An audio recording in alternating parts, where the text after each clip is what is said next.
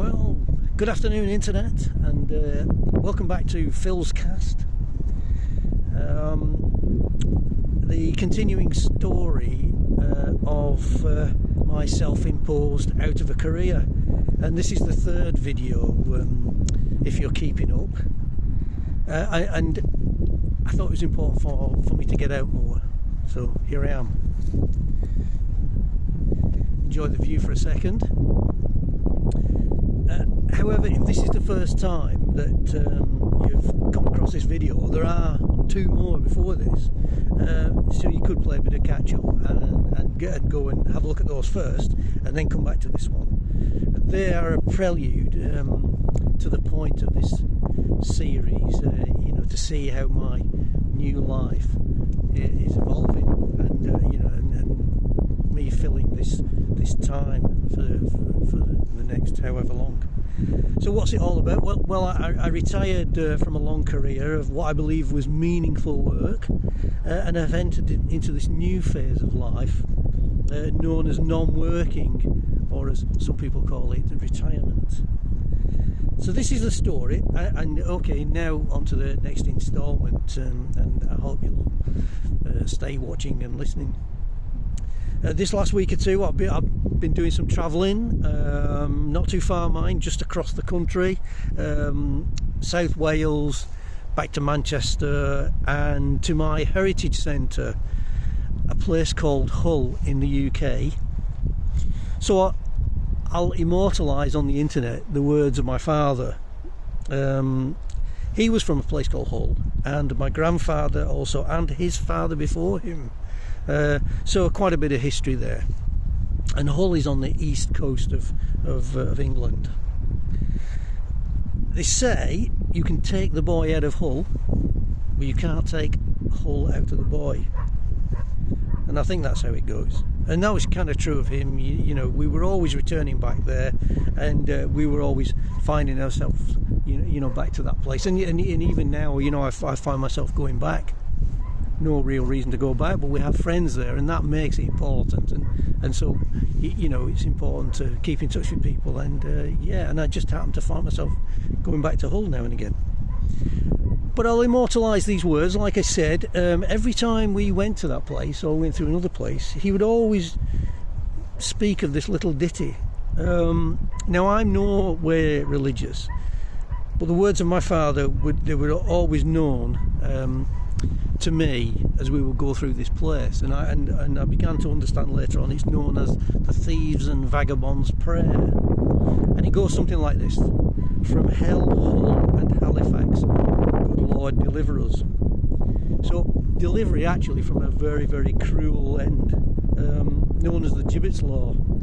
I looked it up, so thank you to the internet for making me more intelligent by knowing some of this. On the statutes from 1280, and then only repealed in 1834 and forbidden in 1650 by that good old man who knocked all over churches and monasteries about a bit, Oliver Cromwell. It was a very, very gruesome end, and so therefore that's how it came along with this, the Vagabond's Prayer. I haven't been to Halifax.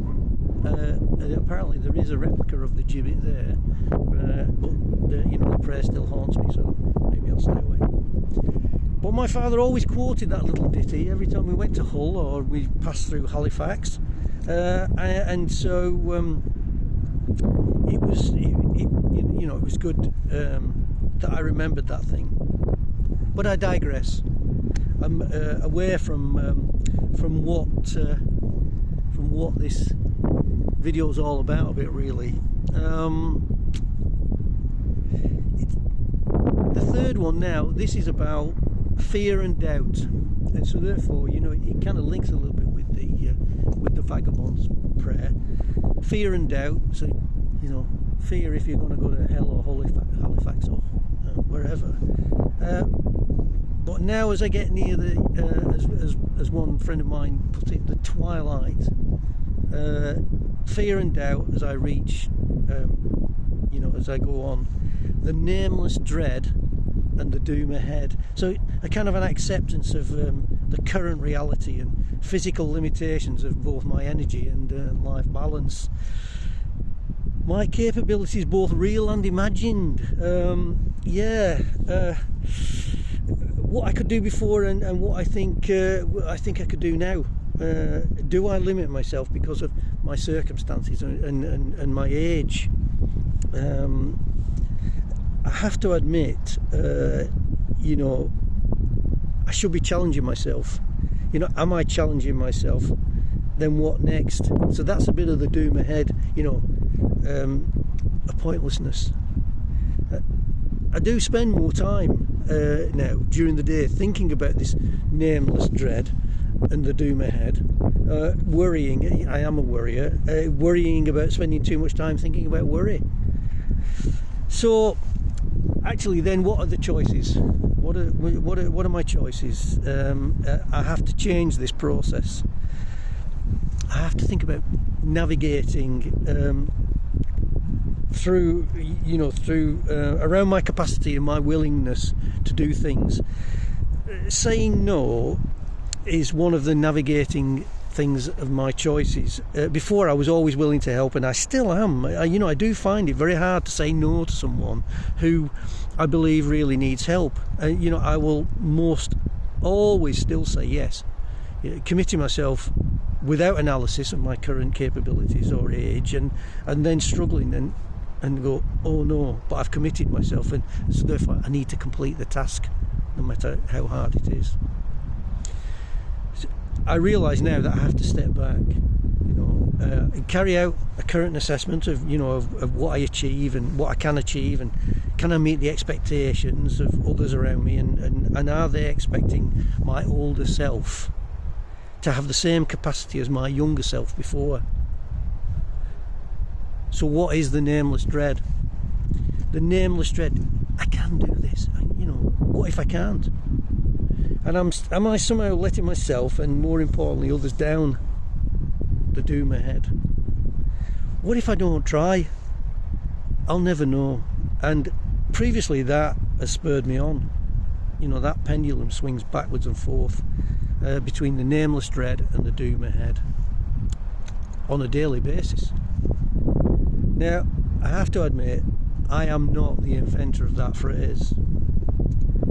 It was an author by the name of Ted Simon, and I believe he named the phrase, so I'll thank him for some inspiring words and work that has helped me through my life and still continue to do so now. So going forward, I am more understanding of the nameless dread, and I'm better at coping with the doom ahead. I'll leave this thought with you. How do you feel about the next step and tomorrow? Do you dread something you cannot put your finger on? And does it plan to take over your thoughts? As the doom ahead, from hell, Hull and Halifax, good Lord deliver us. Until the next time, be well, peace and love. Don't forget, thumbs up, thumbs down, comments, and like and subscribe, and pass it on to others who may be interested. Thank you for now.